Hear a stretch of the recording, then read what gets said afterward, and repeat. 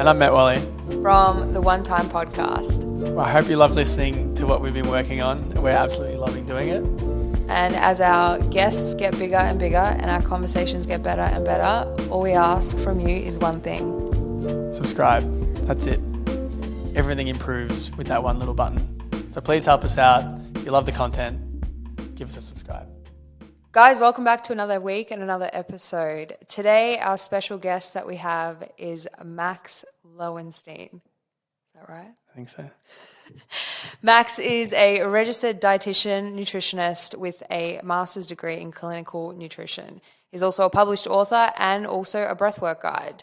And if that wasn't enough, he is also the co-founder of an online yoga platform called How to Practice Yoga, as well as a medicinal mushroom supplements brand called Nutro Mushroom. This episode is filled with lots of informative and educational conversations that we're really excited to bring to you this week. So without further ado, let's get into this week's episode. Awesome. Can I just say how much I love the one headphone approach? I'm not even joking. It could be, oh, he's tongue in cheek. I'm not. It's like you're like connected. You know what I mean? Like literally, you're connected. We're kind of laughing at it, but it's cool. I don't know. I like the wired. If I could have plugged in wired headphones to my laptop, I would have. I'm a huge fan of wired headphones. Yeah, same. I'm moving well away from the wireless these days. Same. Yeah. All right. Let's kick it off. Let's do it. Welcome, Max. How are you? Hey, so well. And yourself? Thank you so much for having me.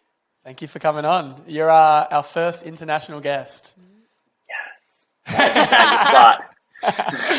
So yeah, let's kick into gear. I'd love to hear about you and what you do, and we'll start there. But the first question I have is, what context of your early years will allow us to understand you as a human? Wow, what a well-articulated question. So maybe, I guess, one of the most formative memories I have was, how old was I? Like 3 or 6? And I was eating with my mom, and I forget what the comment was that I made, but she made a comment like, maybe you should have the salad instead of the burger at the time. And I was so confused. I was like, why? And she's like, well, a salad is going to affect your body way differently than a burger. And at that early age, my mind was blown. So my mom's a dietitian, much like me. I'm a dietitian, my master's degree in clinical nutrition. And this is like one of my earliest memories, actually, is my mom explaining to me in not such big words the caloric and micro and the macronutrient differences between a burger and a salad. And this kind of like began and guided the rest of my life, to be honest, all the way up to to becoming a dietitian. I also, when I was very young, right when I was entering high school, 13 years old, my mom forced me to start doing yoga. Wow. And I hated it for the first few classes, right? But you're forced to do it. I had to come home early every day from basketball. And I think these are two of, I can't think of a better thing for her to have done for me than to forcefully put me on this path. Yeah, so those are probably the two most... I love it. Well, maybe give us a little synopsis of maybe a 5-minute synopsis of your life story from beginning to kind of how we got here. Like, give us the dot points, and then we can start tackling into the details. Because you've got quite an interesting story. Like for a bit of context, we met because we were both in Tulum and we were next to each other in the villas. And we hadn't spoken much for like the first week or so that they were there and we were there. Yeah. But there was this little dog. And we had this running joke where every dog we saw in Mexico would call Scruffles. Every dog was called Scruffles. So we were calling his dog Scruffles. And I think the peak moment of that joke was when we realized the dog's name was actually Ruffles. Oh my Waffles. God. Waffles. And I was like, oh my God. So for the last week, these guys have just thought that we've just been mispronouncing the dog's Like name. the name. Yeah, we literally thought, you're like, oh, it's like waffles, scruffles. It's like so close. No, we had our own running joke that we were having so much fun with the whole time. Oh my God. And then from that moment, we became friends. I love it. I love it. We became friends. I gave him some mushrooms, some legal medicinal mushrooms. The rest was history. And the rest was history. Yeah. So it's a fun little side note. But yeah, so so there's a lot you do, and you're a very diverse human being that seems, the more I get to know you, the more I understand like how wild your life has been. So, just for my personal understanding, it'd be great to hear that story a little bit. Yeah. Even my introduction to the world, right? A Cuban and a Texan kind of coming together to form me. It's already kind of a little bit of a diverse background. But I guess the main guiding post of my life is I love to see what modern science says. What does the cutting edge science tell us is good for us?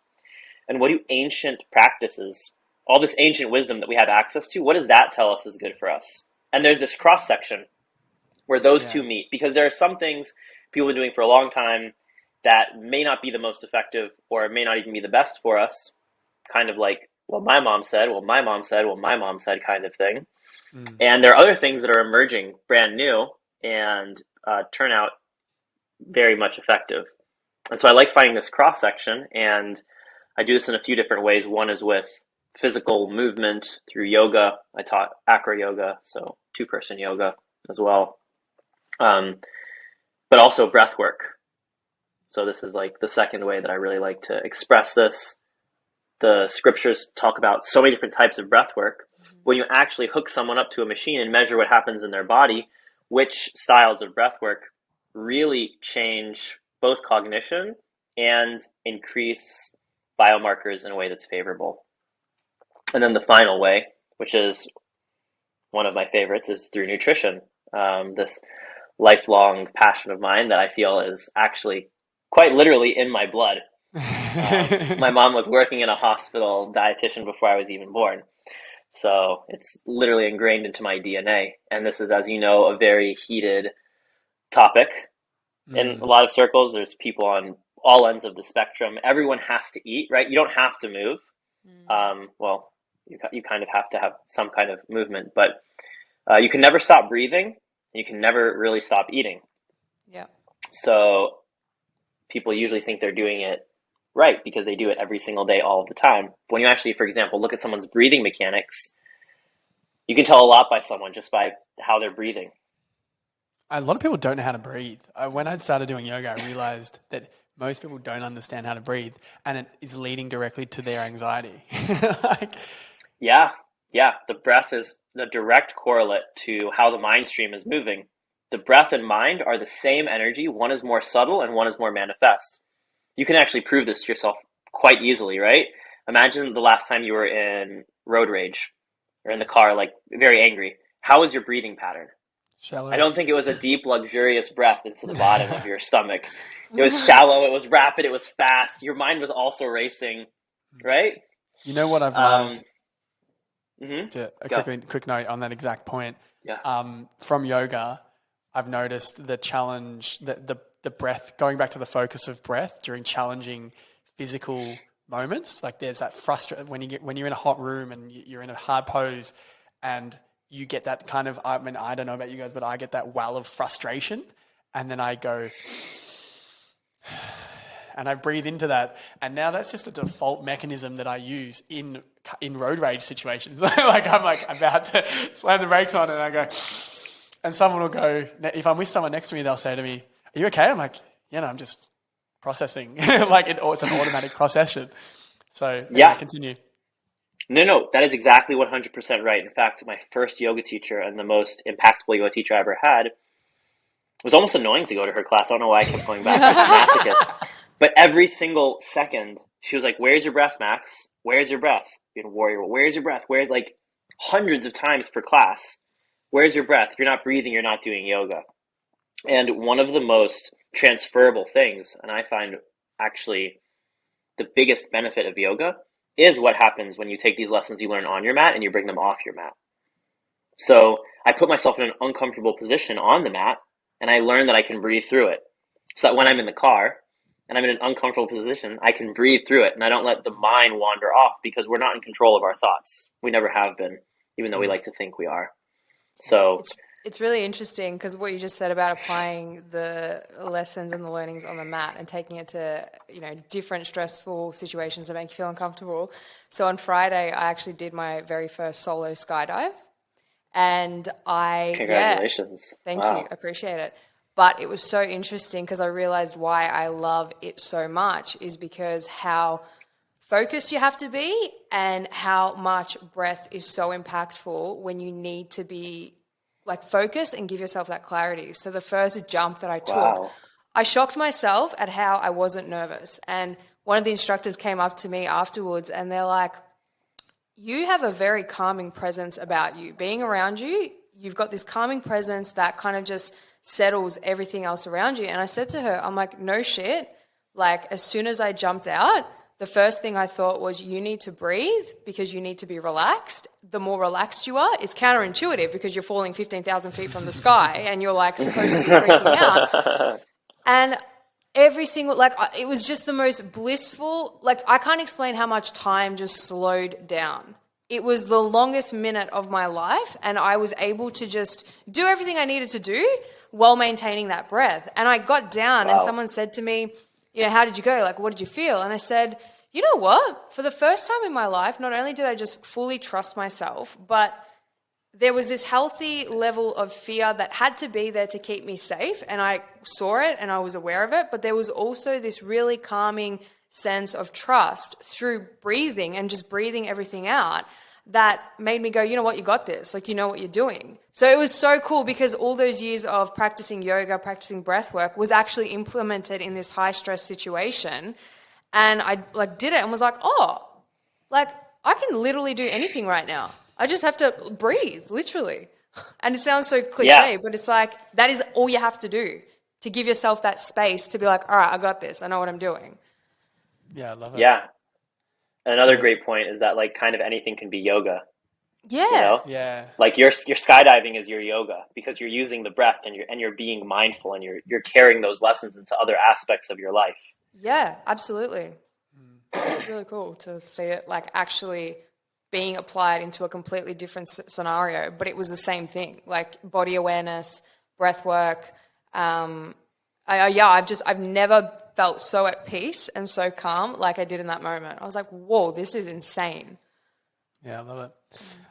Looping back to your story, let's kind of get into, so you began at 3, you were a nutritionist. Yes, nutritionist dietitian. by birth. Dietitian. Oh, sorry, no, dietitian. What's the difference between a nutritionist and a dietitian? I don't actually know. All good. Most people don't. So a nutritionist can get just some kind of certification over a weekend, or actually there is no real unifying body for nutritionists. You can call yourself a nutritionist if you wanted to. You could just say, hey, I'm a nutritionist. Doesn't really mean a whole lot, which is why technically my letters are RDN, Registered Dietitian Nutritionist. Mm-hmm. It used to just be Registered Dietitian, but then there were all these people handing out certificates over a weekend calling themselves nutritionists, and there was a lot of, let's say, confusion. Well, what's the difference between you, a dietitian, and this person, a nutritionist? So the Academy of Dietetics basically just said, hey, let's add nutrition to the end as well. That way there's a little bit of clarity around the situation. So a nutritionist can just be basically anyone. Generally, they have some kind of certification. And that's not saying that all nutritionists are bad or anything by any means. It's just I had to go through a lot of schooling, and I did my master's. I did a coordinated program. I spent time in the hospital to get my master's as well. So yeah, one has a degree and one has maybe a certification, I guess. Fair would enough. be the... Good to know. I didn't know that. Mm-hmm. So you've begun early stages. Your mum gets you into yoga, and then you go to study. Let us know. Keep telling us the story. I got my degree in biology and biostatistics because I'm really interested in kind of what is the hard science saying. And it really paved the foundation for being in the hospital, for being with patients, and for being in my master's program, because I was able to objectively and subjectively look at the data, not just from my perspective, but like, hey, from a analytical perspective, is this like a good study? A lot of people will just see a headline, and I don't know what the major news channels in Australia are, but they'll just see a headline. They're It's just like clickbaity. shithouse. Don't worry about it. They're the exact same. new study like shows like, did you know like this cancer, like all kinds of weird things. And it was like something done in a petri dish that, or it doesn't even. There was a study done where you give mice probiotics and they put on muscle without doing any exercise. The mechanism and that is not transferable to humans at all. And that's a really bad example, because I really like looking at like the analytics of a study and the materials and the methods and seeing like, hey, how well was this put together and does it make sense? But that's just a really like big example of a clickbaity thing where you could be like, probiotics puts on muscles, when that could not be farther from the truth, and we are not mice. Yeah, I've got a book that I want to read about how to understand studies. It's on the list. I can't remember what it's called, but it's definitely on the list. So I feel you with that. It's really become apparent over the last couple of years that you need to take your own health and nutrition and kind of fitness into your own hands, because there's so much noise. So, but we'll come back to that. I've got a few questions down the line, but yeah, so keep going. So you studied, and then when did the how to teach? Wait, what's the how to practice yoga page? That's a whole thing in itself. Like how to practice yoga is an Instagram that I have built, and it was a way that I wanted to give back to the community. So there are, lots of free classes on there, and if you choose to subscribe, we wanted to make it very cheap. So I think it's like $9.99 a month, or like $100 for a year, and you get hundreds of on-demand classes, constantly adding new classes, and there's some breathwork and meditation with me as well. I just wanted to build more of a community around yoga, because I've been doing Instagram for a while, and I have a few pages, and it always kind of felt like I was talking out into a crowd, and I wanted something that was kind of more two-way, or something that I felt was more two-way. So hearing what people wanted, putting up classes that they wanted, and specifically making it in a way so that anyone can join. If you want a really 2-hour, super advanced, hot, sweaty class, it's going to kick your butt, you got it. If you're a busy mom, you only have 3 minutes to do some simple stretches against a wall to rejuvenate you, you've got it. And literally everything in between. Meditation, breath work, 5-minute classes, 10-minute classes, 15-minute classes, any style, hundreds and hundreds. So when did that start? Like, how long ago did you start that page and that kind of community and platform?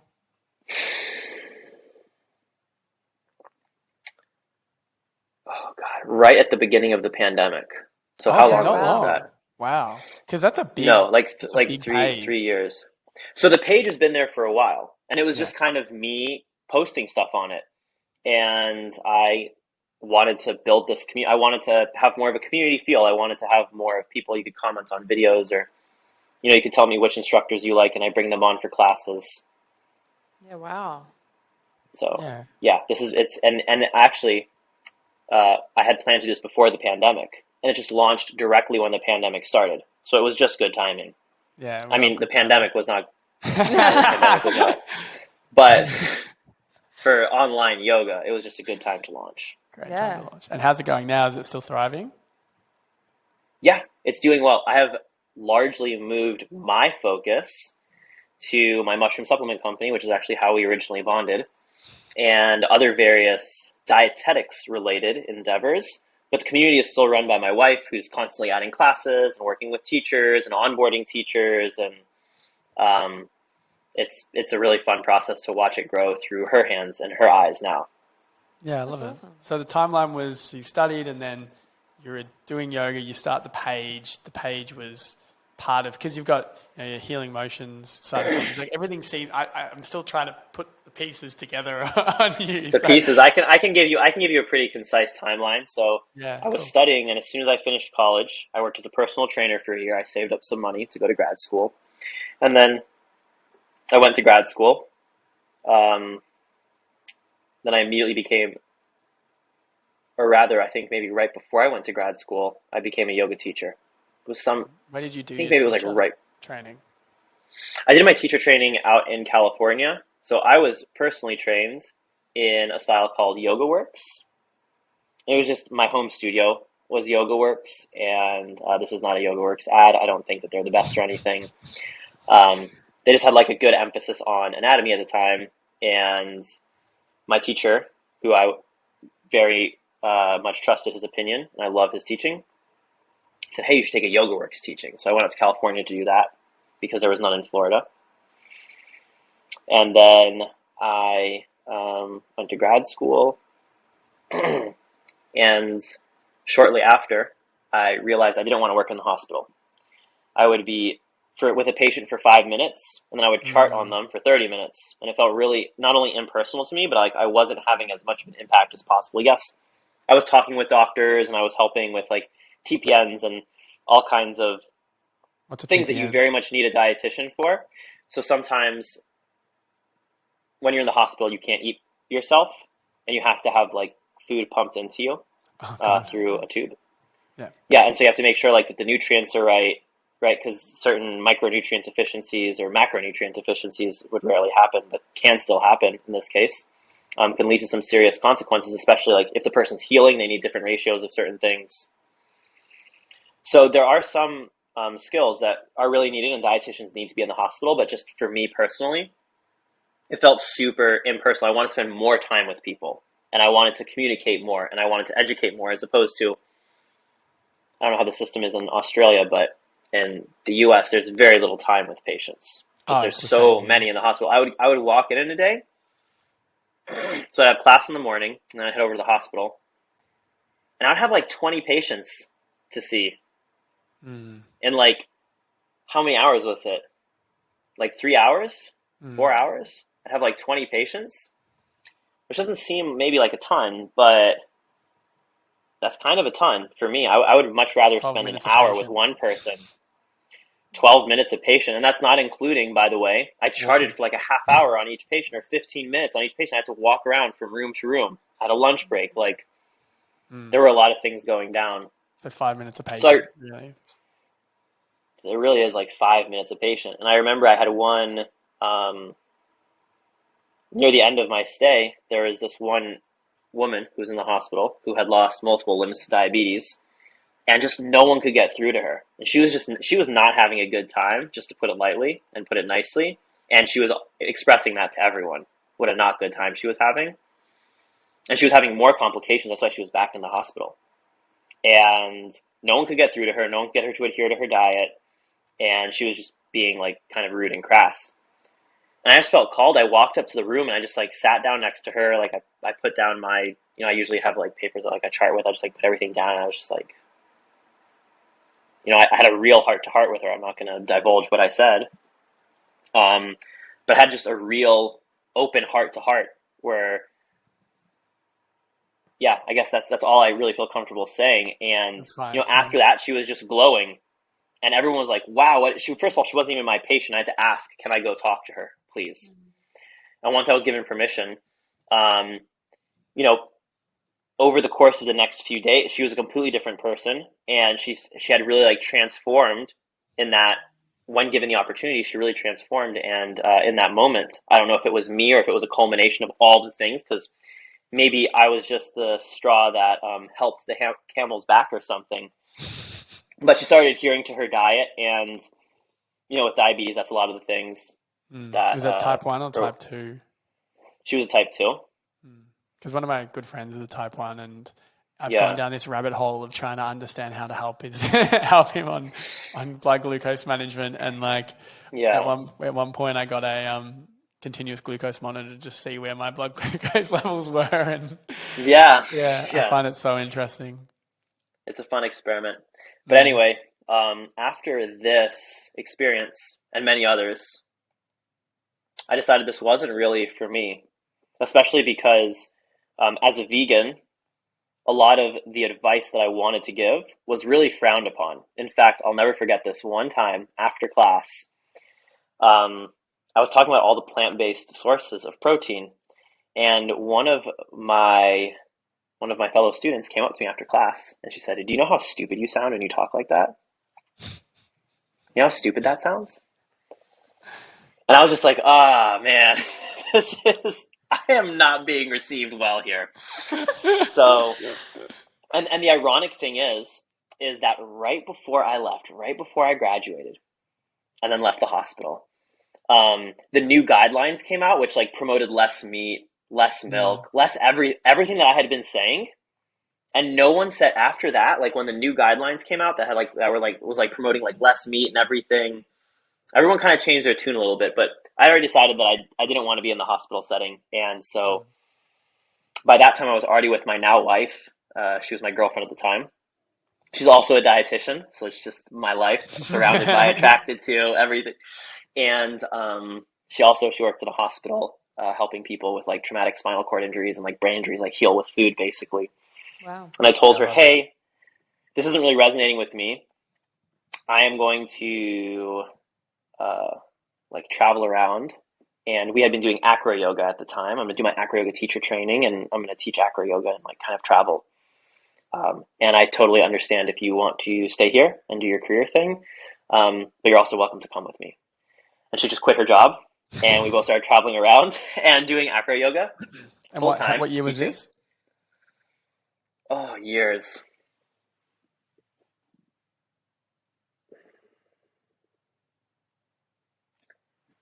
I have no idea. Maybe 10 years I have no ago? idea. I'm not really good with time. Time melts together for me. I feel like it was 2013. Okay, so about 10 years ago. Could that be possible? Everything's possible. It's like 2013. So we traveled around and did that for a while. I got various certifications, FRC certified, so functional range conditioning. Yeah. Mm-hmm. I've certified in breathwork, and I've led. That's kind of where my passions went.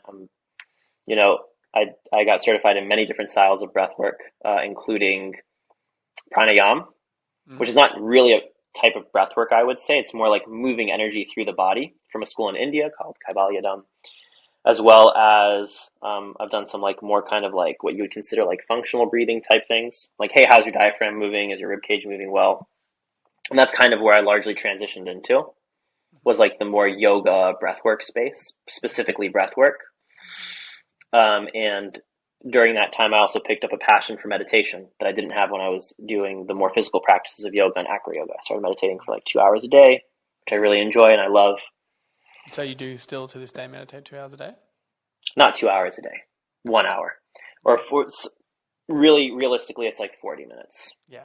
It takes me like 10 minutes to get settled down and like drop in, and then 10 minutes to come out. It's like 40 minutes of like a good meditation. Yeah. And then from breathwork, one of the cool things about your body is that they have these little components called mitochondria that are in all of your cells. And these cells take the food that you eat and the air that you breathe, and it creates you. It creates all the energy that is you. And so I really, with all of my knowledge of breathwork, moved into like studying the mitochondria for all intensive purposes, and they fascinated me, and I started creating products, these mushroom supplements based around mitochondrial health and helping people live better lives. And now I'm creating more formulations with different plants, and it's been really fulfilling for me because I can help people in a really palpable way on Instagram. So I've amassed a semi-decent following of around 3 million on all my different channels.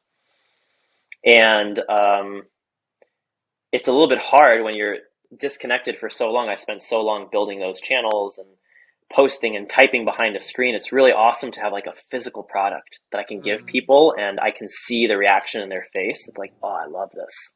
Yeah. Or this is helping me. I'm sure the Instagrams also help people. And I have people who have said, yeah, this has like helped me, but you can't see all the people who have liked your photos. Just like I know you can't see all the people who have tried your product, but they're much more likely to reach out like through reviews and stuff. Yeah. Yeah, cool. So that's kind of taken you to today.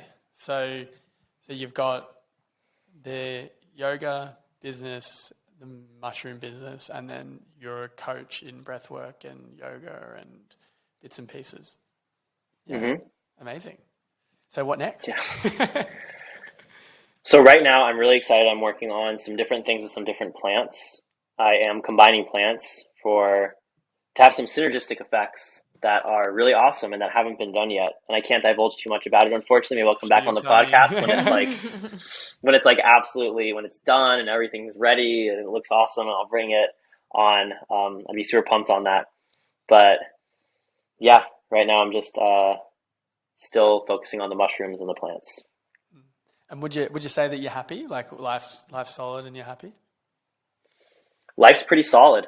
One thing that I've been working on for a really long time, and that I also teach in breathwork, my particular lineage teaches this, that first of all, everything in life is in front of you to grow. But also, moving away from everything external to me has to be perfect in order for me to be happy. Because I am very busy and I work a lot, and I'm constantly traveling, which sounds fun, but when you're moving every single week or every single month, after 10 years, it gets tiring. Yeah, no doubt. And, sometimes being away from family for long periods of time.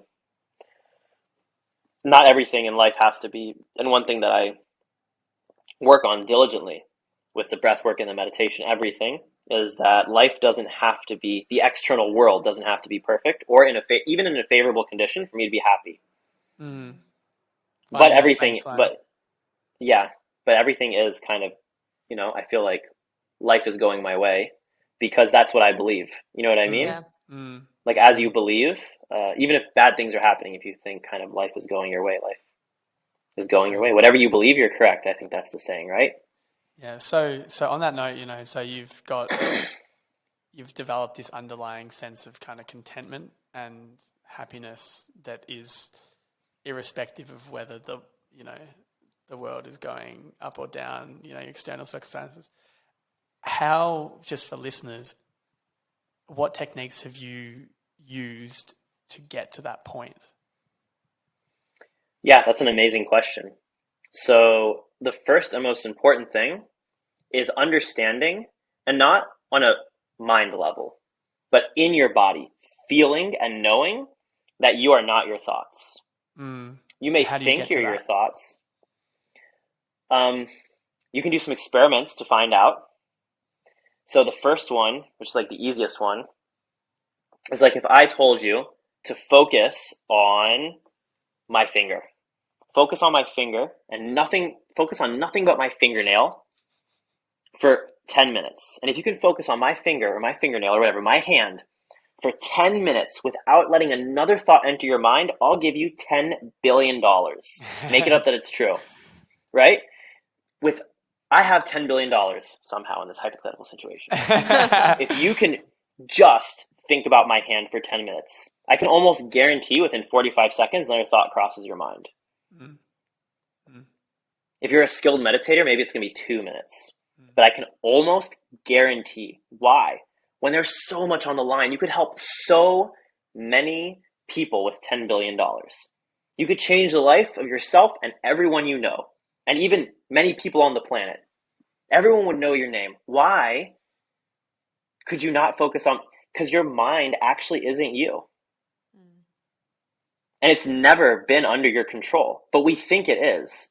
Our mind is just our past traumas or events and experiences. That's it. Our aversions and our attachments. And it's evolutionarily there for a reason. Sometimes I get into this conversation and we go down the rabbit hole and people are like, and you hear this a lot in the spiritual community, like, the ego, I'm trying to get rid of my ego.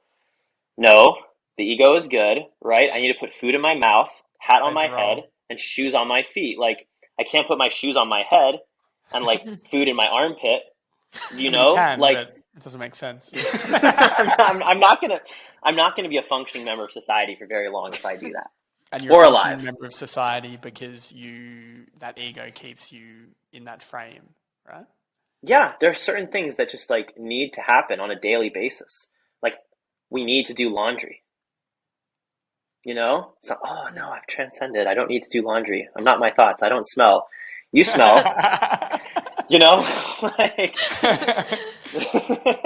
so so there are these two sides of the coin, right? Which is like you're not your thoughts and you can't rely on them like they're the truth, yet they are helpful in lots of situations. And the reason this is important for understanding and being happy with whatever there is because most of the thoughts that you think are ruminations. I think it's something like 90% or something. 93% of the thoughts you think are thoughts that you thought yesterday. Yeah. You think Yeah. 65,000 thoughts per day. Most of them are cyclical. Okay? And your subconscious mind is developed between the age of 0 and 7. So unless you're doing the work, you're just reliving those first 7 years over and over again in all of your relationships, in all of your social situations. You're just pulling in new faces, new figures. You just have new things happening, but it's the same thing. You're addicted to the same chemicals, even if they're not good chemicals, by the way. You're addicted to the drama, you're this, that, something, you know, your central nervous system needs to feel safe in some kind of chemical concoction. And you're just replicating that and you're recreating that. Mm. So when we realize that we are not our thoughts, we can move beyond thought. And there is something beyond thought. There is something beyond thought. A lot of people will call this their intuition, like a gut feeling. There's a lot of different words for it now, which I'm not going to go through them. People call it like God, some people call it like spirit, nature. It's like there is something there that we can all feel, even if you're atheist, just quiet mind or emptiness, as the Buddhists would say. Mm-hmm. And in this space, you can more fully, if you train in this space, you can more fully perceive the world as it is, not as you are. Yeah. You can more fully perceive the world as it is, not as you are. And something that my teacher teaches is what's called the 4 levels of listening. This is from, I believe, MIT. And the 4th level of listening, like the most advanced level of listening, Why don't you which is run me also through listening to all this 4? space. Because I've never heard of this, so I'd love to understand this. Cool. Yeah. So, just as a quick aside, my teacher, Scott Schwenk, teaches 2 forms of kind of development, right? We have spiritual development, but we also have ego development. So there are a lot of people who are really spiritually inclined and developed, and they have all kinds of like sex scandals and like things are, you know, it's because their ego isn't very developed. So you need to develop both of these things. And this is on the ego development side, which is kind of on both. But the 4 levels of listening are, and this is, I'm like 99% positive this is work out of MIT. So the first level of listening is just recalling the past. This is the lowest level of listening, and it's like if I'm talking to you and you're like, or when you're conversing with the waiter, right? And the waiter's like, "Enjoy your food," and you're like, "You too." You know, you weren't really like you're not really listening. You already know what you're gonna say. You already have the conversation kind of planned out. Like it's just like kind of on autopilot. I just meant for when he has his meal later. That was For when you just know later. getting in early. The second level of listening is debate. This doesn't have to be a bad thing, by the way. People hear debate and they think like, oh, like debating, like angry. It doesn't have to be debate. It's just you're listening for one particular thing.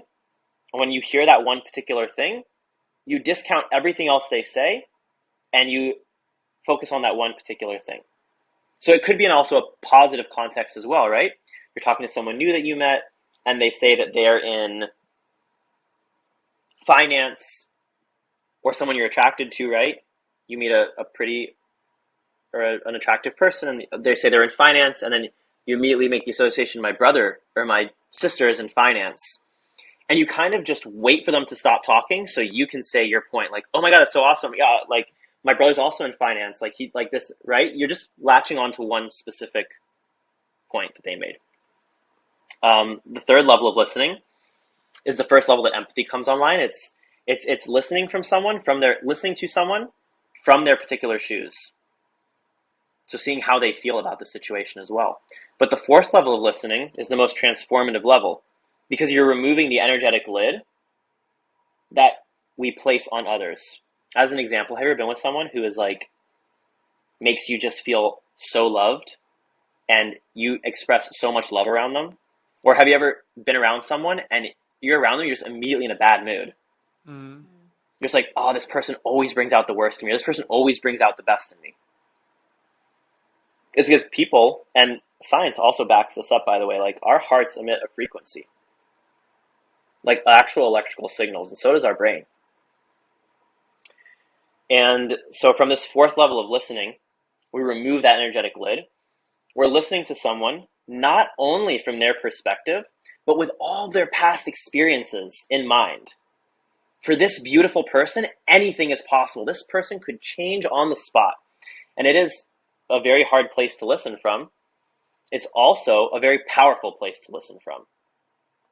And in my own experience, when I tap into this stage of listening, really listening to someone, being fully present with them and understanding in this way, crazy things happen. So how do Crazy things happen. you listen at that point? How do you get to that So, point to listen?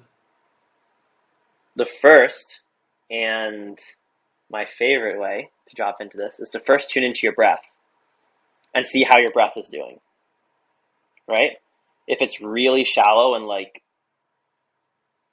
rapid and you can feel it high in your chest, maybe take a couple of deep breaths and slow it down, because you can see through the breath what your mind stream is doing.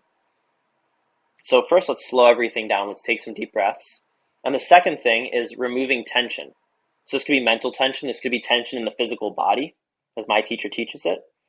So that could be as simple as you're standing talking to someone, seeing if there is tension in the physical body, like with your mind.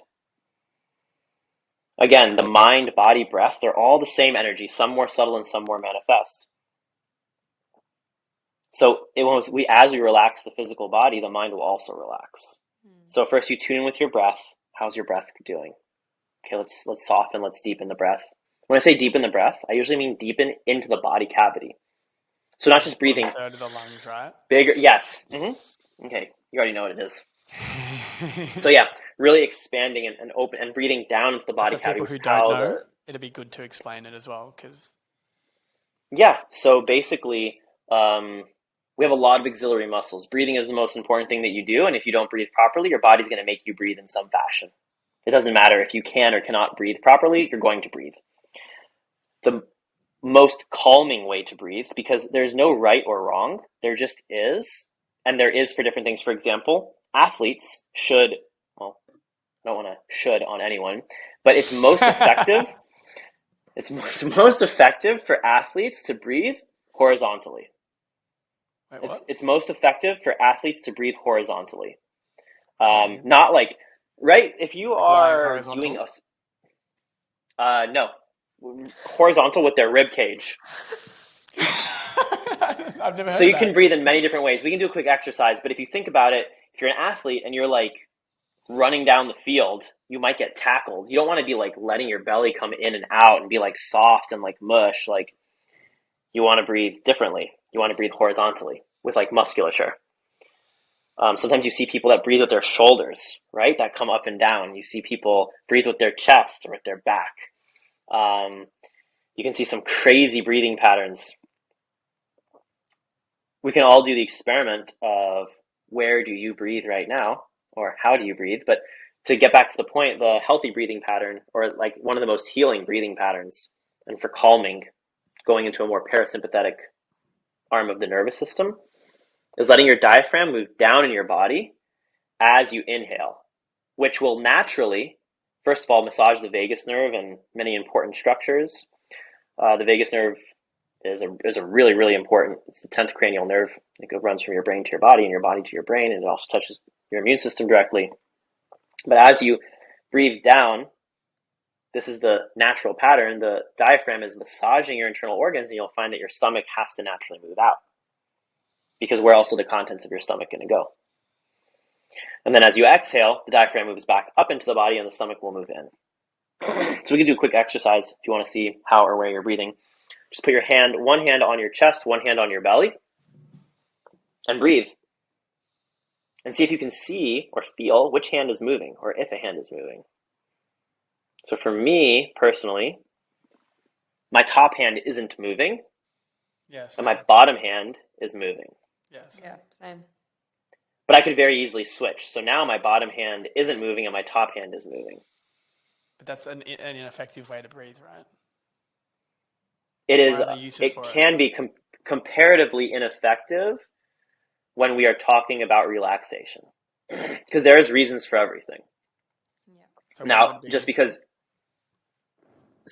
because you said,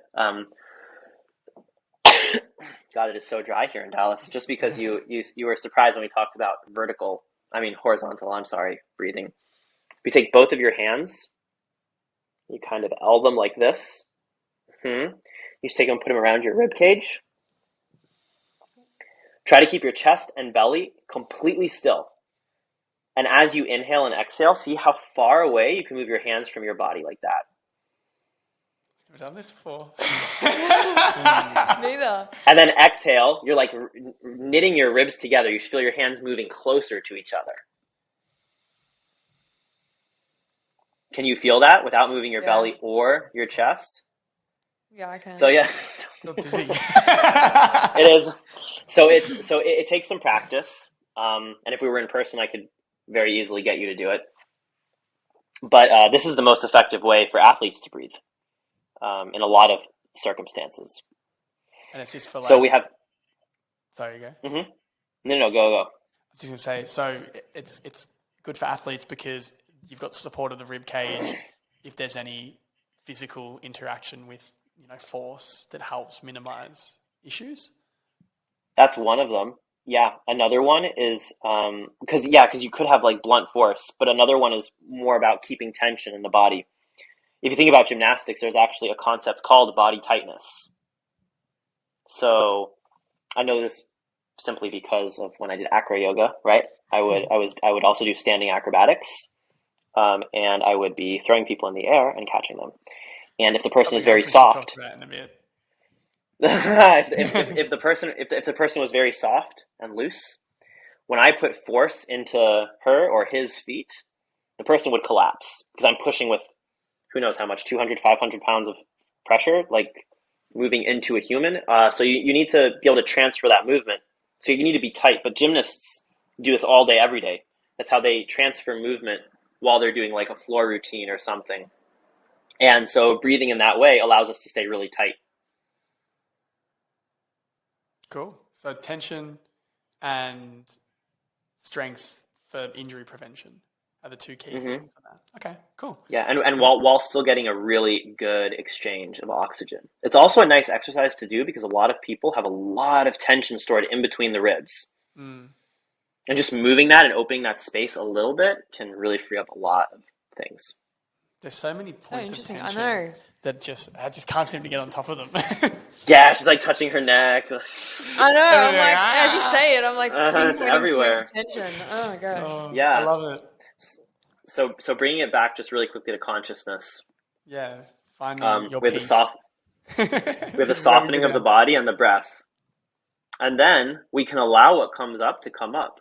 And a lot of times if we're super anxious, what comes up when we're alone with ourselves is not pleasant because that's what's running the show.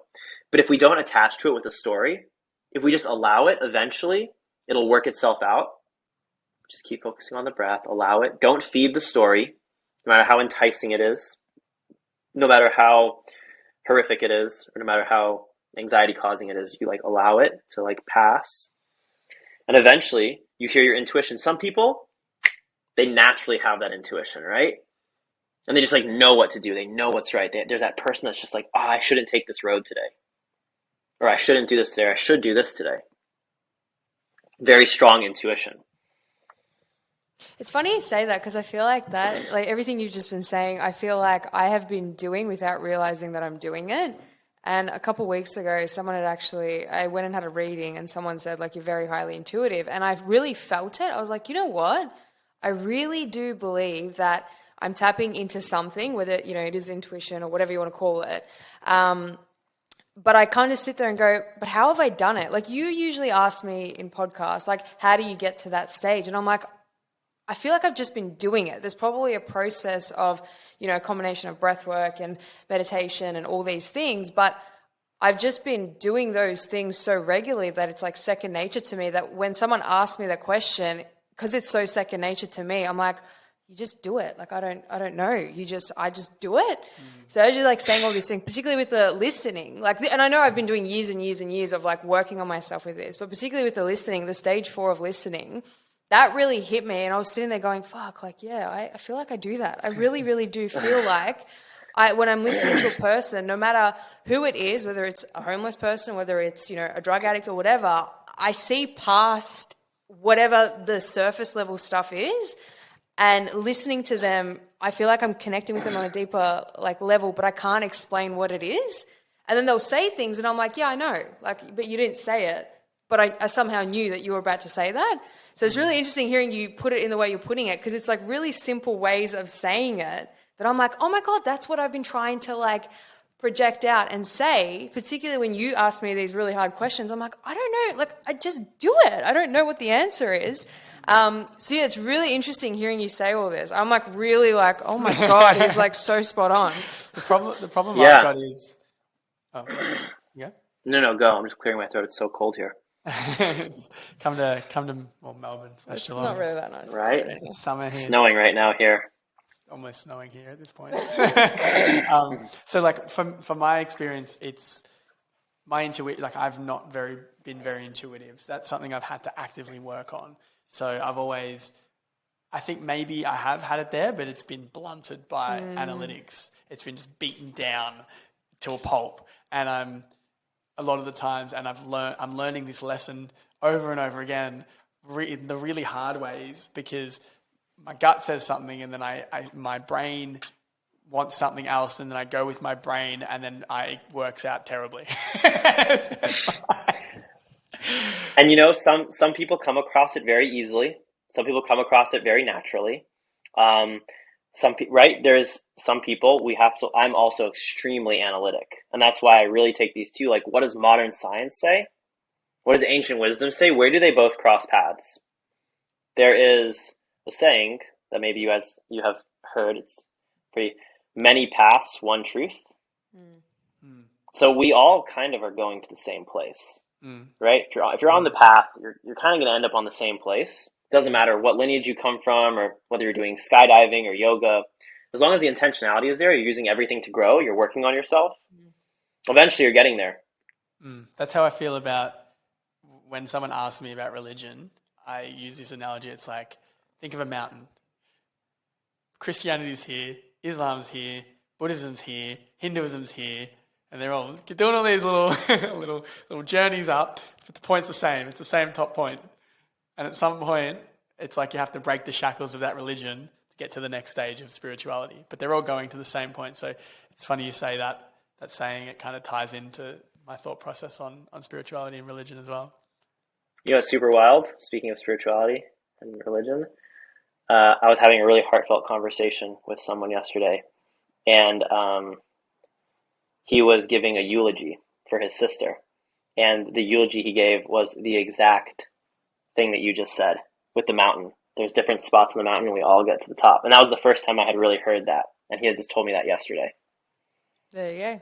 Maybe you are intuitive. Maybe, I don't know. I just read a lot. And I was thinking that as right before you were talking, I was thinking about how he had said that to me. I was like, maybe should I use the mountain analogy? I'm just gonna say one path, many truth. And then you said it. Oh, wow. Well, so finding your peace. So you've got getting to your breath, understanding your thought. You aren't your thoughts. understanding, getting into your intuition. Understanding that you're not your thoughts, and then being able to access this deeper space that actually does have access to the truth. Yeah. So with the truth, you can begin to live in a space of peace, irrespective of what's going on around you. Not quite so simple, but it's a really good starting spot for this conversation, because once you realize you're not your thoughts, it's not really as catastrophic as it all seems. Yeah. Does that make You need a sense? Like, direction. there's a crazy statistic that it's like,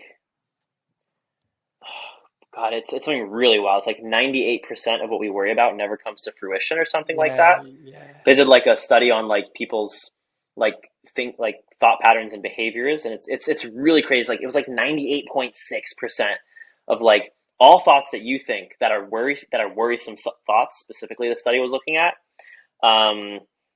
never come to fruition. And the ones And stress is like what? aren't as bad. The ones that do generally aren't as bad as you think they are in your head. You can't do anything about it. Yeah. You want to be working and moving towards always the best version of yourself, but there are some things that you can and some things that you can't control. And worrying about it actually doesn't help. Not that no one will ever worry. I'm just, right? We're doing the best we can.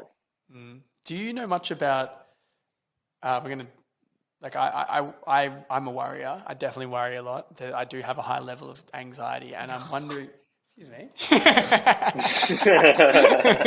You're putting it nicely. and you know, I've like I meditate and I do yoga and I try and journal, and it's still kind of there. And I'm wondering, and I've gone to a psychologist, and the psychologist said to me, he's like, you know, these anxiety levels quite high. Do you think there's something physical going wrong? And I've noticed, as I've begun to work in kind of calisthenics and more body weight work, like we all bonded again in Tulum over handstands. We did. I used to teach handstands for a long time. Yeah. Yeah. And if you go on their Instagram, it's like handstands left, right, and center. And your wife's like, I'm like doing my shitty 2-second handstands, and your wife was just like, hey, try this, and just pikes up like next to the pool. I'm like, oh, okay. But I've noticed that as I've begun to work on the lower back and begin to develop that strength across the whole body, as opposed to, you know, the lifting weights approach where you just, a lot of times there's a lot of imbalances.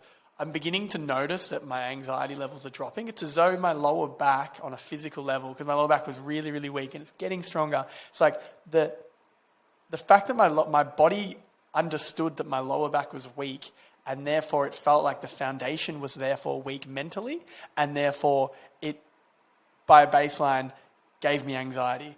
So I don't know if there's something legit here, or this is just something I've stumbled across, but it's as though strong physical core results in stronger mental core, which results in lower anxiety. Have you experienced that at all? Or?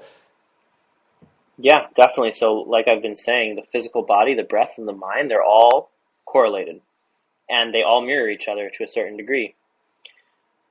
There are some really interesting specific things. Like, for example, low back, they say in the specific lineage of meditation that I come from, they say that, you know, if the low back is too active, this creates excessive thoughts. Interesting. If the low back is agitated when you're meditating, so sometimes it's actually you do want to lean back a little bit, because there is a concept in yoga called stiram and sukham, effort and ease, and this is very true for meditation as well. So you want to be alert enough that you don't fall asleep, but if you're too active and upright and you are like straining, then that's all you can really focus on. You know, movement itself also, there have been lots of studies done. Movement itself is also like pain relieving. It is good for mental health and releasing different kinds of, you know, feel good compounds into the brain and body. So there's lots of different reasons that actually like moving your body and stretching out, you know, stretching in the physical sense is very good for our central nervous system, because you don't actually elongate the muscles by stretching. right? You don't actually get a longer lat. You do an overhead pull or something, whatever it is that you're doing. Your hamstrings don't become longer as you touch your toes better. Your brain just tells your body that it's safe to be in that range of motion. Your brain is removing inhibition. It's saying, hey, you're not going to hurt yourself here. I don't have to stop you. So as you're gaining like functionality in your body, it's very correlated.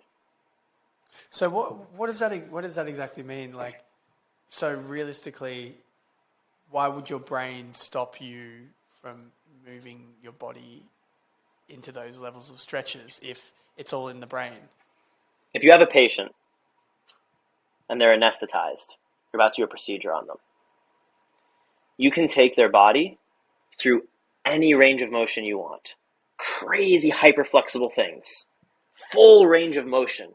Every single joint. 100%. I'd love to see. If their central if their central nervous system is off, their joints will do anything. Their body will move in any position. As long as there's no physical limitation, right? Maybe there's like a joint that's like fused together or something, like in the back, like spinal thing, like turning off central nervous system is not going to change like bone structure, but so all the tension full is range from of the central nervous system. Correct. Wow. It's self-imposed.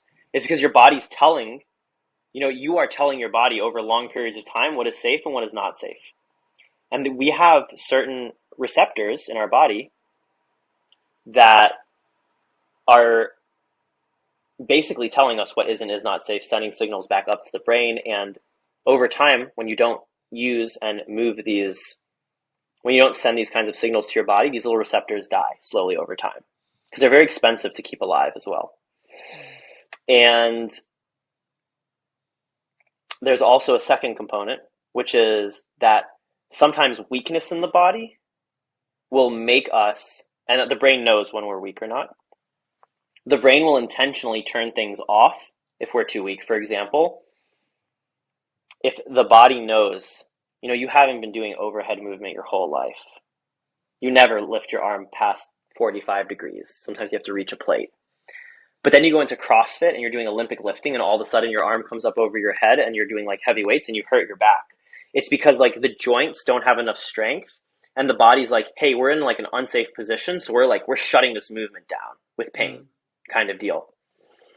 And all that we're doing when we stretch is we're telling our body, hey, it's like safe to be in this range of motion. That's why weighted stretching is so freaking effective. Because you're building strength when it's done properly. Obviously, it's done properly. You're building strength in a range of motion. And you're like telling your body, yeah, it's safe to be here. Well, we'll check back in a year because my goals were, fitness-wise, were to do a 10-second handstand, which I've got pretty close to, a muscle up, which now I can do 3 on rings. And now I've switched my goals to a minute handstand, 5 muscle ups, and middle splits. So that's what we're working on now. So we'll check back in a year, and because I'm not flexible yet. Like I keep saying yet because it's if you believe it, you do it. That's my way to tackle that. But yeah, so I'm working on that now because I'm tight all the time for now. For your handstands, do you fall? For your handstands, do you fall towards your feet, or do you fall towards your? I fall over. My feet. You fall over your feet? Yeah, I fall on my back. So you flop over a lot? Yeah, a lot. So for you, the key is actually probably alignment, tightness, and pushing into your fingertips. Yeah, I'm working. So working on being like tight on your body, pushing into your fingertips. Yeah, gorilla grip or whatever it is. I was very flat, and one of my friends who's crushing it on the handstands, he was like, look at this grip, get this grip right, and then everything will work. And I tried the grip, and I realized how weak my hands were and how weak my forearms were. You're doing like this, right? Yeah, I've started doing that. Yeah, so you want to make sure that you're pressing like into the pads of your fingers and that you're like making this little bit of tension right there. So okay. It's so hard. Anyway, the weight should be like right here. All the weight of your handstand should be like right here. Yeah. And sometimes it can travel this way, but traveling this way, the weight is like it's not good. Yeah. Yeah, I'm not there yet. Like my hands are very weak in those positions. So I'm like all my training now is actively strengthening that little this bit, and Yeah. I feel like Yeah. I'm already noticing it's been a month or so since I realized this, and then you notice how it impacts other elements of your workouts. Like at the start of every workout, I'll do a passive hang with 2 arms, and yesterday, for some reason, I haven't done one hand hang in a long time because I can't do them. And I just was like, oh. And I'm like, wait a second. Like, this is a lot easier than it ever used to be.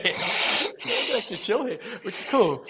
So it's really, I love the body weight stuff. I'm obsessed. It just seems like the most effective way to have a functioning, strong body. Functioning, strong and flexible, because you very quickly see the things that are deficient and there's nowhere to hide.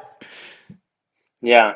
Yeah. Making sure that you're working, I would recommend personally working on handstands almost every day. If you have like really good programming and you don't have too much volume, doing things that you specifically need, body tightness drills, pushing into the fingertips, and then obviously making sure your diet is on point so you can recover, getting enough protein, 0.8 grams to 1 gram per pound body weight, as well as carbohydrates are extremely anabolic. So putting as much carbs as you can around that workout period so you can really recover for the next one. You'll have that handstand in no time. We're getting there. Would you say you're religious? Like, where would you put yourself in that spectrum? That is a great question. I don't not believe in anything, right? Anything could be a possibility. By birth, I was born Jewish, and I wouldn't say that I'm a practicing Jew in the sense that I follow everything to the T or I'm Orthodox. When I go home, I have Shabbos dinner. I do the high holy days. At the same Is that the time, Sunday thing? the high holy days. Yeah, I don't know what that is. Oh, certain holidays. There's okay. Like yeah. holy day. Yeah. Holy days, high holy days. There are high holy days. Yes, there are some holidays that are kind of important. There's some holidays that are really important. Right. It's like, you got to do this. But at the same time, my wife is Christian, or my wife is not Christian at all. I don't know why I just said that. She's entirely not Christian. In fact, she's probably more Buddhist than anything. And so her mother, and they're both from China, Buddhist, I think, probably, but they celebrate Christmas. So I have Judaism, Buddhism, but for some reason we all celebrate Christmas so you just together. Get so many celebratory periods because I just use everything as an experience to grow, right? How can I be as devout to this particular, modality as possible. I think that's healthy though. I was raised Catholic, but I never resonated with Catholicism. I feel like I can resonate more with Buddhism just because of the teachings and the learnings I've taken from it that really, really stuck with me, that I've applied to life. And I'm sure I haven't even looked into other religions, but from things I've read here and there, I'm like, that makes sense to me. That practice, that teaching, that makes sense to me. So getting curious about it all is where I sit, because I'm just there's nothing wrong with believing, or not even believing, but just questioning and asking and then trying and implementing and applying, and seeing what works for you. My whole family, I'm Croatian, so they're very, very, you need to go to church on a Sunday, but you sit there and the priest just talks shit about his life. And it's what are we actually sitting here trying to do? It doesn't make sense. But I couldn't say that to my family. Lucky that my family doesn't listen to this podcast, because they'd be like, why are you saying that about Catholicism? But, I just think it's I love listening to other people's views on religion, because I right now don't even know what my standpoint is. I'm just trying to learn as much as I can right now, because everything is relevant. Yeah, I definitely try to rely heavily on direct experience. Yeah. So I've had some very extreme religious experiences, and spiritual experiences, and I don't think that they're mutually exclusive. What do you mean by that? Well, I have, through various means of breath work and meditation, felt things that are, to me, undeniably a sign of something, right? At the same time, I've been in Jerusalem on my knees crying, having extremely religious experiences. And I've also, back in the day, way long ago, when I was a wild and crazy kid, and I don't, advocate for this, I've also done like mushrooms and psychedelics. And I've had another variety of experiences that felt very real, and beyond just seeing things, if that, like mystical experiences that were very relevant to my life at that point, and that really helped me through some places. And I don't think any of these three are mutually exclusive. I don't think that these are all that different. And I didn't really feel all that different in all of them. The context was different, but the content was very much the same.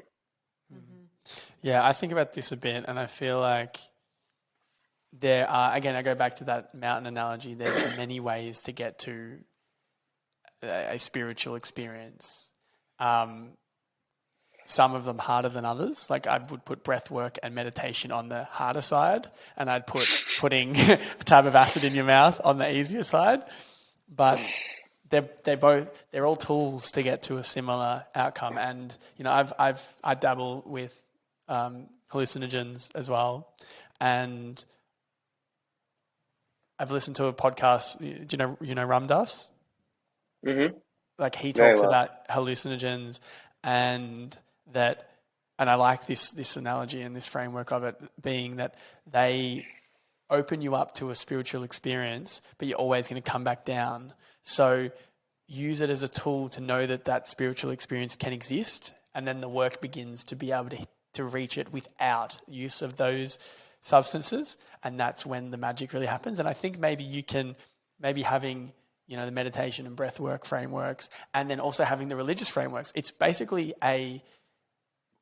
pulling aside all the individual kind of components that are location based and some other human that's put their spin on whatever is there. The foundation of it is it's effectively a step-by-step guide, whichever religion you choose, to reach that spiritual point. That spiritual point you can reach through hallucinogens. So yeah, I fully agree with you. It's all it's all part of the same little web of things. And you know what the funniest part is?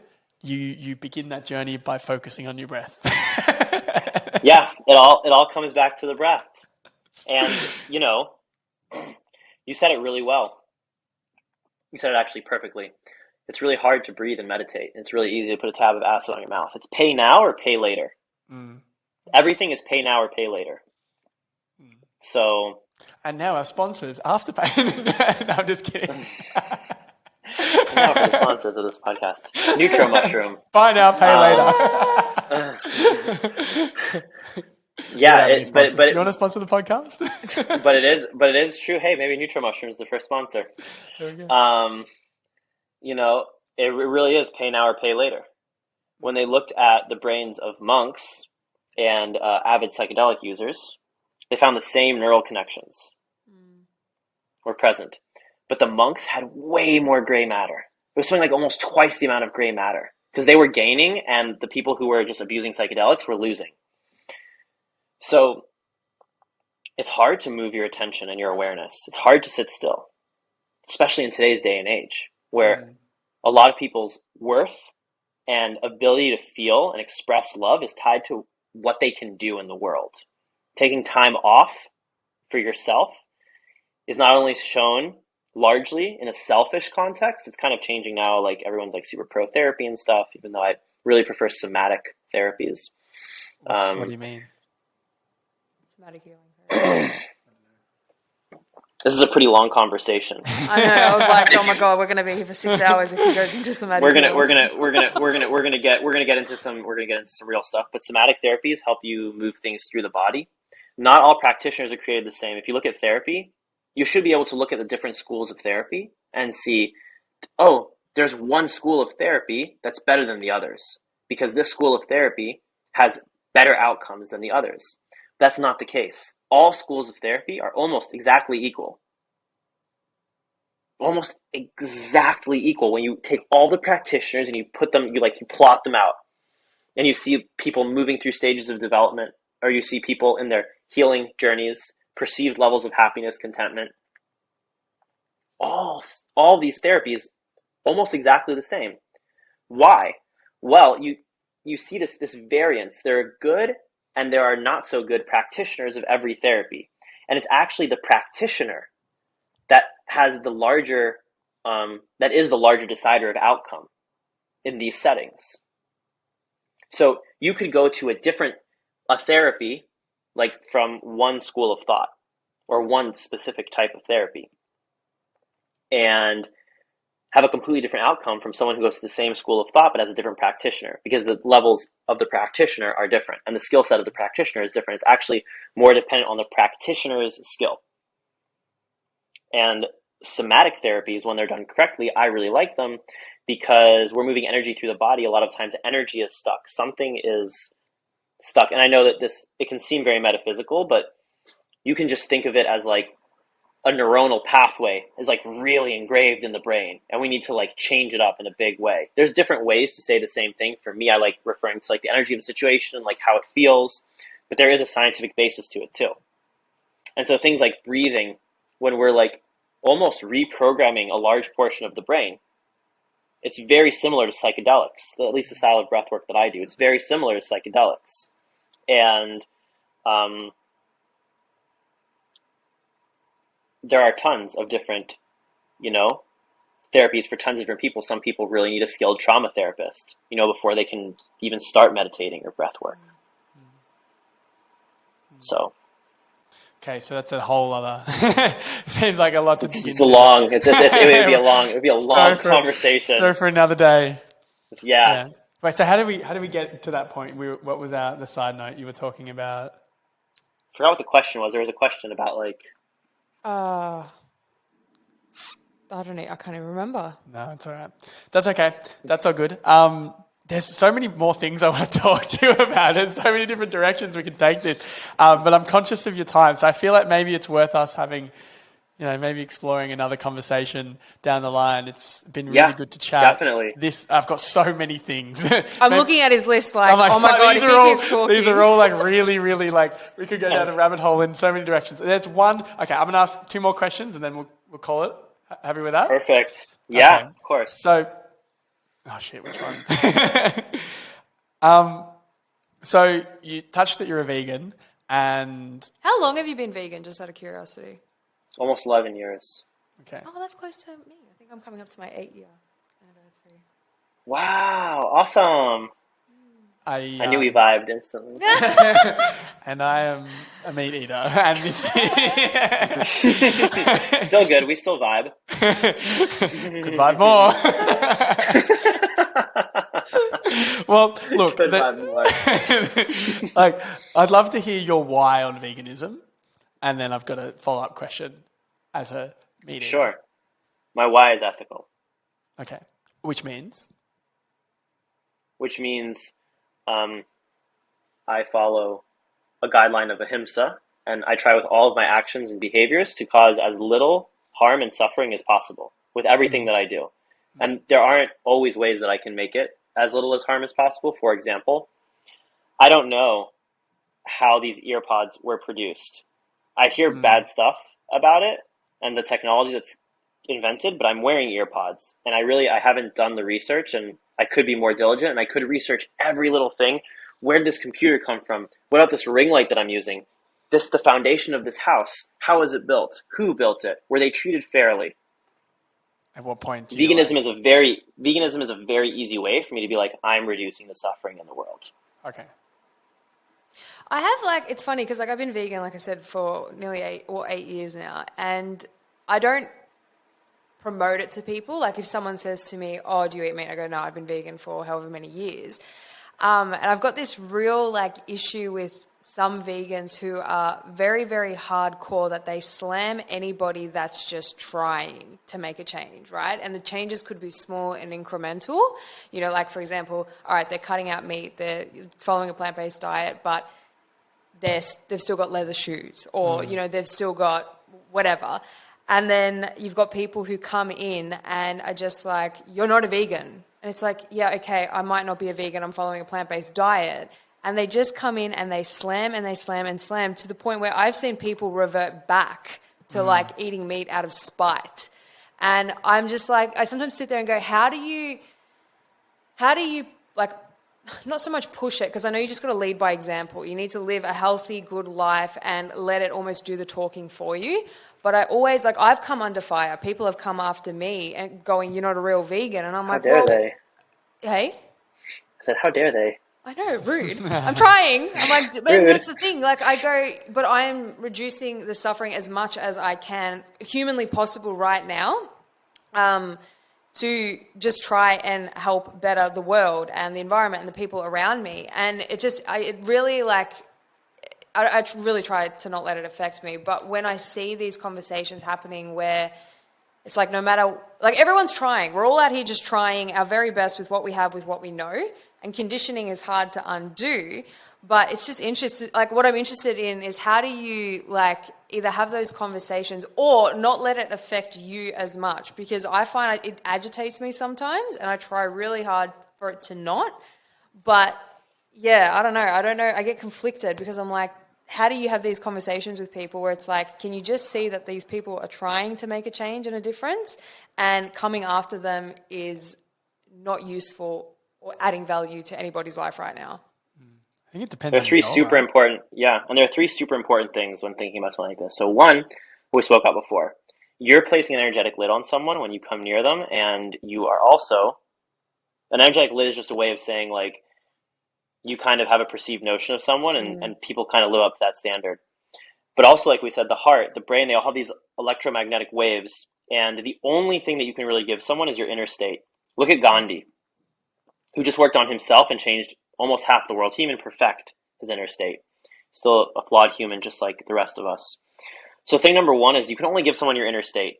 So being nice to someone is always going to be more effective than being mean or hard. Thing number two is most vegans actually don't really care about animals. And they will fight you to the death to try to prove otherwise. But really what they're doing is they're acting out childhood conditioning, and I'm bad, and they're just using this as an outlet, and they're just spewing that out. So it's really not about veganism or activism. Many activists out there are actually just their I'm bad is super, super triggered, and they're just going off the handles. And it's a self-defense mechanism. It's a coping mechanism. Heavy. Probably a much longer conversation. And then the third thing is that, you know, everyone is trying their best. Everyone is doing their best. There is really, if we really get down to it, there is no right or wrong. There's just what I perceive to be right and what I perceive to be wrong based on my societal conditions and the combination of your experiences. Yeah. So, you know, there are some parts of the world where people actually can't be vegan. Like if someone's just herding cattle in like a desert, and that's the only thing they have to eat, and you're like, you should be a vegan or you're a bad person. So right? Thank you for bringing this up, because this is one of the things that I'm like now thinking ahead with. So I'm at the moment in the process of building this school in Kenya. Okay. And there's been a few vegans that have said to me, it's actually one of my friends, she's a very big vegan activist, and she has been helping with the fundraising for this school so much. And she says to me the other day that someone asked if the fundraiser was vegan. And I was like, what does that mean? Like what, like as in, is it for animals? And she's like, no, is everything that you're implementing going to be vegan? So like food programs, sustainable food programs. And I was like, do you understand where this country is? It's exactly that. All they have is cattle or livestock. They don't even have like any way to grow vegetables. Sure, I'll try and figure out a way to maybe help in that sense. But here's the thing, right? So this person, will she not give the money if it's not vegan? I guess. And you don't have to answer. You don't have to answer that. But what is leading to more suffering? Not having the school or eating the cow? Yeah. So there's a hierarchy. I was once speaking to actually the person who convinced me to go vegan. And she's developed a lot since then, by the way. But I was talking to her, and she stated something like that to me. And I was like, if I was in a burning building with a cat, you would save me, right? And she was like, well, I'd have to weigh out the options. Like I would, because all life is like kind of equal, you know? And I was like, oh man, no, right? It's really, we're doing this to like reduce suffering, but there is like a hierarchy of things that are important. Could your existence reduce more suffering in the long term than the cat? Maybe. Is that a way to think about it? Yeah. It's just interesting because what I'm finding in myself is, like you said, the fourth stage of listening. That's where it's coming into play, because I'm having to step back and not react and go, hold on. Like, just let myself get in check first. I can't judge this person for what they believe. You holding them in love and you allowing them to express themselves and be in a space without judging them back. Yeah. Because they are looking for that chemical cocktail that they grew up with. And they're targeting you right now. Even if they don't know it, this is all subconscious. On the surface, they're like a vegan and they like love animals and they're like this amazing activist or whatever. But that's underneath it, right? There is, being vegan is a privilege. And I don't say that like, oh, like such a privilege. It's just like, I have a supermarket next to my house, like that I can go buy food. Yeah. That's not the case for a lot of the world. Yeah. Like I spend many months per year in Mexico and Costa Rica. When I come back to the States and I see like street lights and like Whole Foods, I'm like, almost it's a spiritual experience. Like we were talking about before, I walk in, my eyes are watering. I'm like, oh my God, tofu. I'm like having a spiritual experience in that moment. This is not how most of the world lives. Yeah. No, I can relate to that so much, like on so many levels, because I know when I came back, I was just looking at everything like, oh my God, running tap water, or oh my God, like cups to drink out of. And it was just this whole beautiful experience. This is put on your path for a reason. Can you hold, this is for you to develop and grow. Can you hold these people in love, even though they're triggering something in you? Because if you were firm in your belief, if you had no doubt, if you had no childhood trauma, it wouldn't bother you. Yeah. That's good. That's a big sentence. It's showing you the unhealed version of yourself. Spirit or the universe is showing you, it's like, oh, you're so high and mighty building a school. It's like, this is the unhealed version. This is the unhealed part of yourself. Poke, poke, poke, poke. Yeah. And you know what? It's happening so regularly.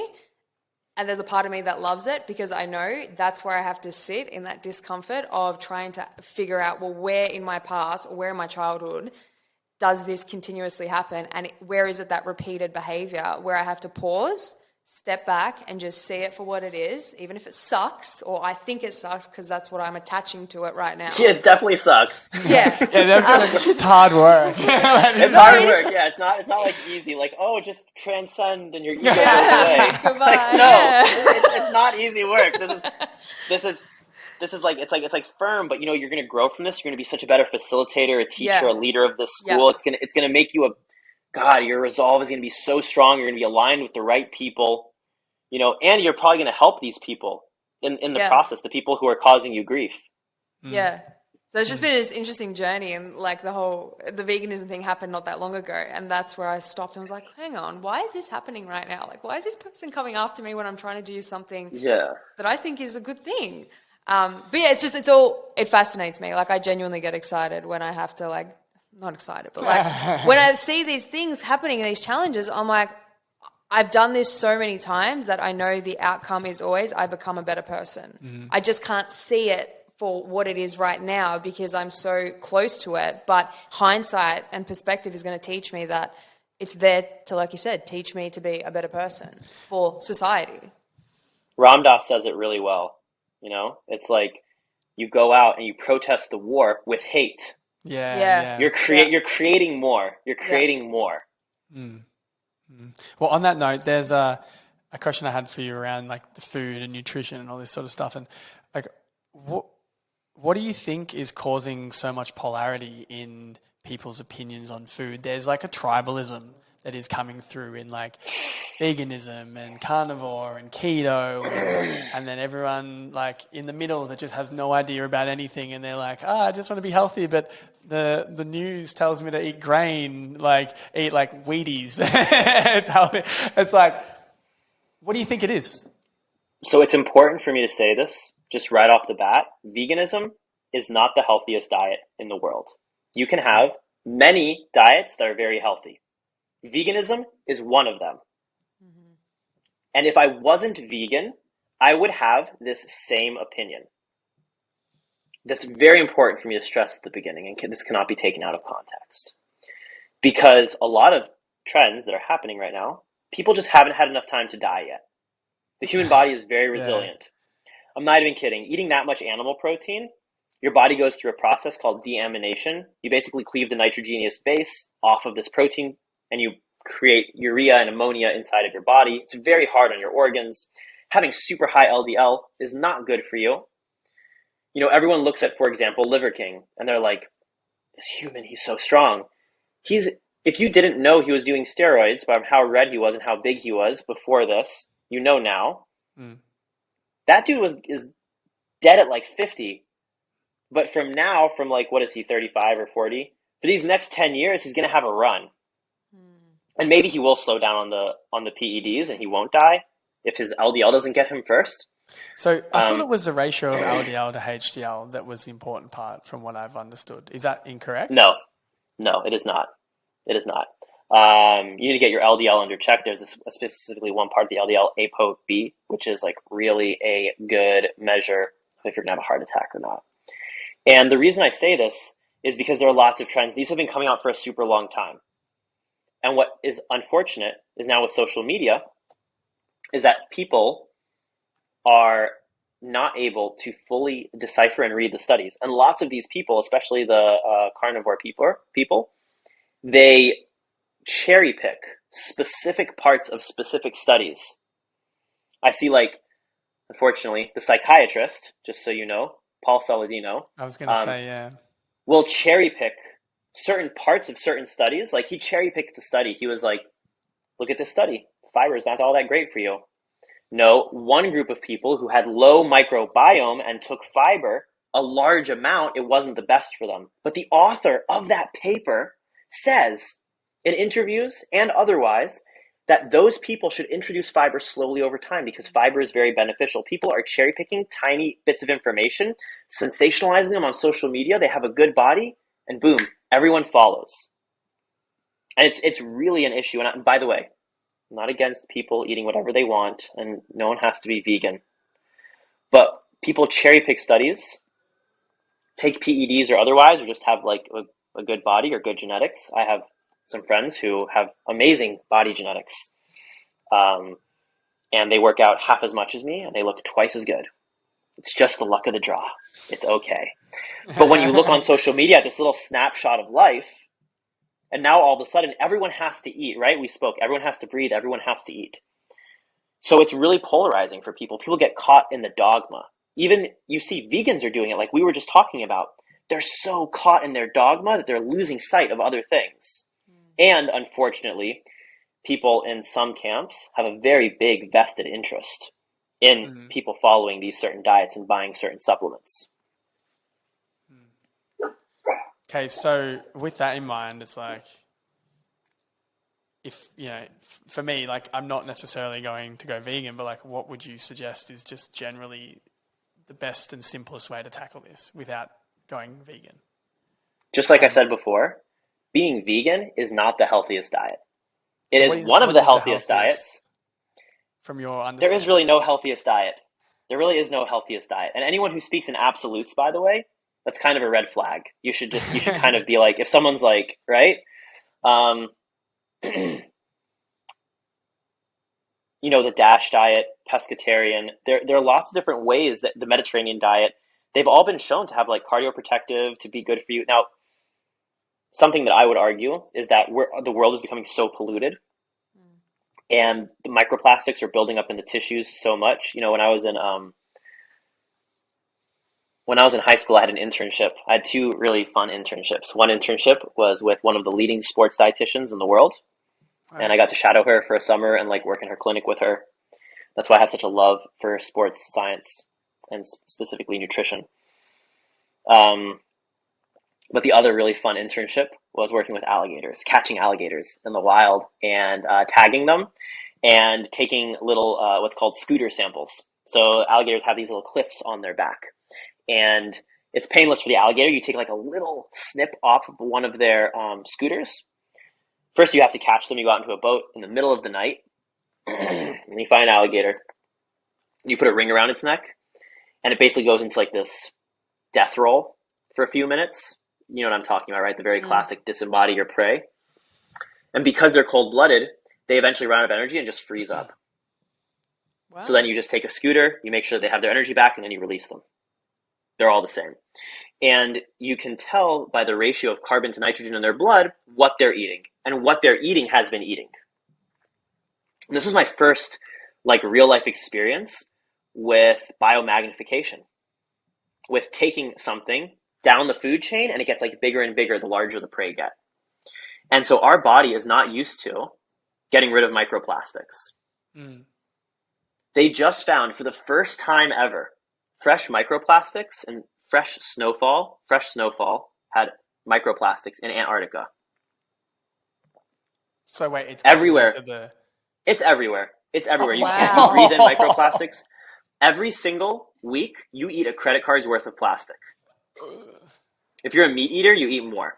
There's all kinds of pollutants, mercury, toxins of various kinds. People don't like the word toxin because they're like, oh, it's like not specific. Chemicals, bad chemicals that bioaccumulate in these animals, and then we eat them. And because you're moving up the food chain, that's the one argument I would make, is that probably if we had really long-term data, I think veganism is becoming the healthiest diet. Just because of environmental factors. Fish are effed. We are really screwing the environment. We're not being good stewards to the land in any way, shape, or form. We're allowing greed to run the show. This is why Nutro Mushroom, my mushroom supplement company, is like really dedicated to being zero plastic and a lot of other things, because it's not just about the money for us. It's about actually helping people. And, you know, I think there was a time in our history where pescatarian diet was the healthiest diet by far.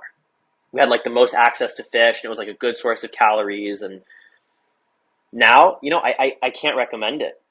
Without it, I don't think veganism is the healthiest, because I think people can still be healthy doing other things. But God, very soon, veganism will be the healthiest. Very soon, I think. Just because we're polluting everything so much. And